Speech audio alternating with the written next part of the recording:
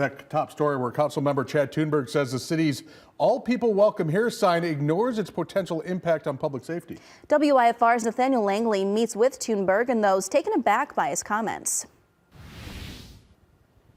4 words on a sign inspired an hours-long debate at Monday's Rockford City Council. While there wasn't any change for the message to change, Thunberg hopes tonight starts a conversation. Rockford's welcome sign has stood near the highway for nearly a decade. It just went up and it was a very contentious time, maybe similar to now. City Council member Chad Thunberg worries its message, "All people are welcome," makes criminals and undocumented immigrants feel at home. If they're committing crime within our community, I don't want to see them here. People continue to see that sign and question if we were a sanctuary city. This assertion is not only unfounded, but also ignorant.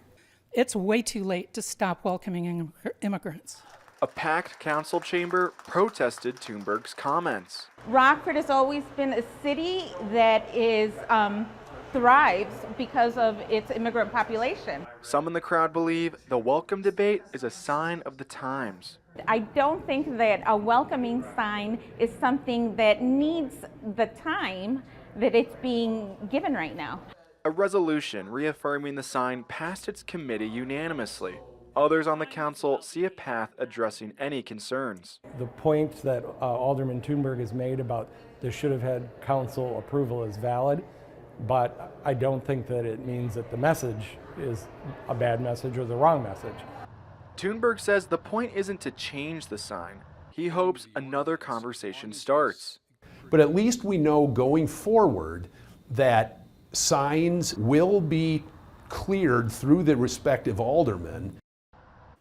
City Council member Mark Bonney mentions he's crafting an amendment to tonight's resolution. That change would allow for City Council approval on new signs. Thank you, Nathaniel. The resolution supporting the current sign will return for a council-wide vote at the next meeting on March 3rd.